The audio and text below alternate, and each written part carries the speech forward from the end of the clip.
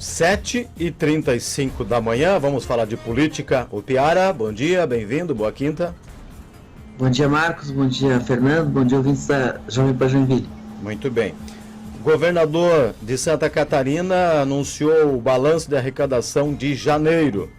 E aí ficou praticamente estabilizado, né, com o montante arrecadado em 2022, em cerca de 3,6 bilhões de reais. E aí, como é que está sendo essa avaliação e como é que a gente faz essa equalização, né, da recuperação desta conta, que é uma missão que está sendo avaliada com o governo federal, hein?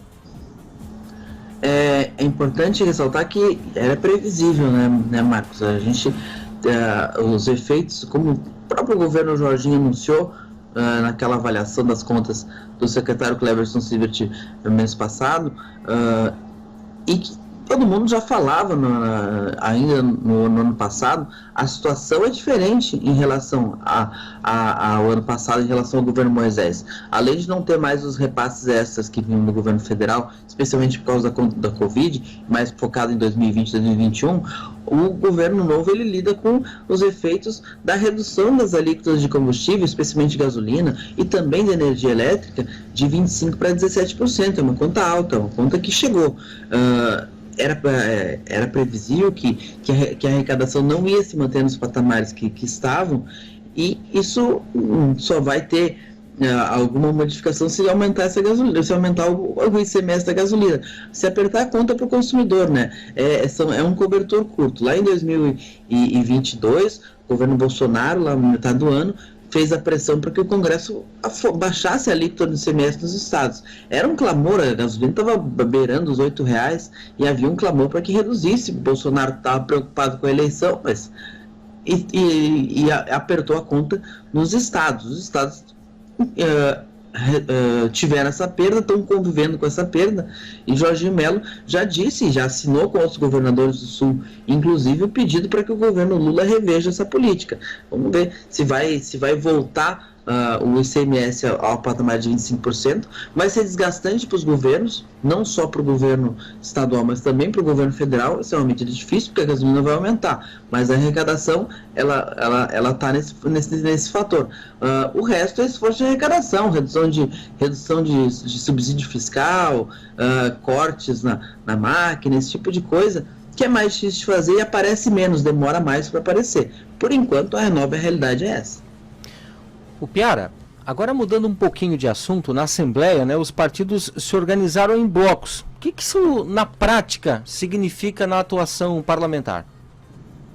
Esses blocos eles são importantes porque assim, a participação nas comissões e na mesa diretora, muitas vezes, são definidas pelo tamanho de cada partido. Então, um partido maior ocupa mais espaço nas comissões e tem maior chance de eleger os presidentes das comissões, que controlam como vai funcionar a discussão dos temas na Assembleia Legislativa. Sempre digo que a CCJ, com seus 9 integrantes, por onde passam todos os projetos, analisando a legalidade, às vezes a discussão dos projetos é mais forte ali do que no plenário. Quem vai lá pensa assim, mas no plenário votaram sem discutir. Não, mas porque já tinham discutido antes em 3 comissões temáticas, na Comissão de Justiça, na Comissão de Finanças, ali que até a verdadeira discussão.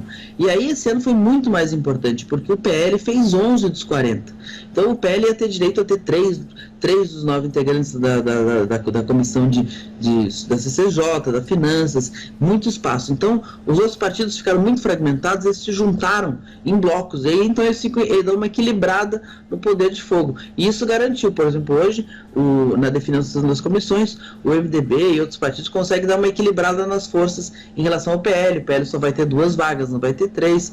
E a formação dos blocos, foi tão importante que ela juntou 26 deputados dos 40 nesses blocos e deu a maioria para o Mauro de Nadal, sem o PL teve que vir depois. Então, nessa eleição, nessa disputa de início de legislatura, foi extremamente estratégico. Mas junto a partidos que não têm afinidade nenhuma, né? O Novo, do Matheus Cadorim, está num bloco com republicanos, partido ligado à Igreja Universal, com o Podemos,